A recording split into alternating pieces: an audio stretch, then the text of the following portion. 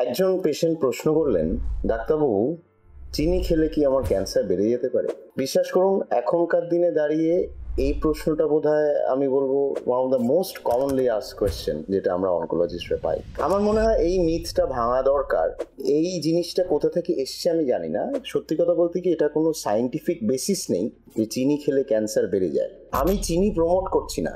চিনি বা যে কোনো কার্বোহাইড্রেটের একটা health Hazard in the sense আছে, যে মেটাবলিক সিনড্রোম বলুন বা যাদের ডায়াবেটিস আছে বলুন, তাদের ক্ষেত্রে জিনিসটা ক্ষতিকারক বা তাদের সুগার কন্ট্রোলের প্রবলেম হতে পারে।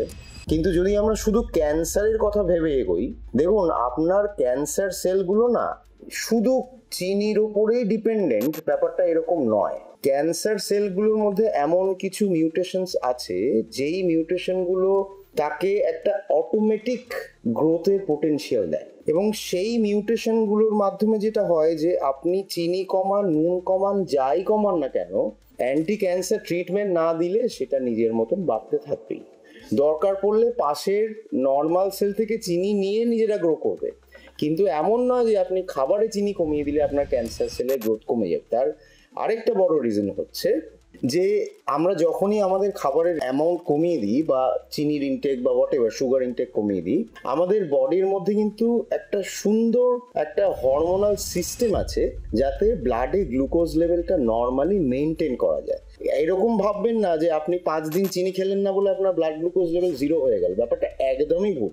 আপনি চিনি খান না খান, আপনার ব্লাড গ্লুকোজ লেভেল নর্মাল রেঞ্জে, শরীরকে ফাংশন করানোর জন্য যে নর্মাল রেঞ্জটা মেনটেন করা দরকার সেটা বডি করবেই।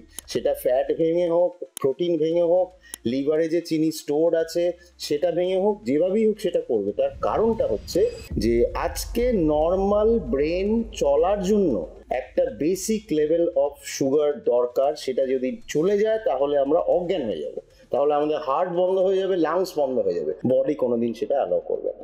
কাজে এটা একদমই ভাববেন না যে আপনি চিনি খাওয়া কমিয়ে দিলেন, আমার ব্লাড সুগার 0 হয়ে গেল, আমার ক্যান্সার সেরে গেল। এটা অ্যাবসলিউটলি মিথ। রাদার আমি বলবো ক্যান্সার চলাকালীন হোলসাম নিউট্রিশন খুব ইম্পর্টেন্ট, এবং সে হোলসাম নিউট্রিশনের মধ্যে যদি সুইটেনার হিসেবে চিনি কোথাও থাকেও তাতে কোনো অসুবিধা নেই। যদি ডায়াবেটিস থাকে সেক্ষেত্রে অবভিয়াসলি ডায়াবেটোলজিস্টের কনসালটেশন নিয়ে ওষুধ যদি কিছু চেঞ্জ করতে হয় সেটা করবেন, কিন্তু এমন নয় যে আজকে আমার ক্যান্সার হলো কাল থেকে আমি বাড়ির সব চিনির ডাব্বা ছড়িয়ে দিলাম। দয়া করে এটা করবেন না, এতে কোনো এফেক্ট হয় না ক্যান্সারের উপর।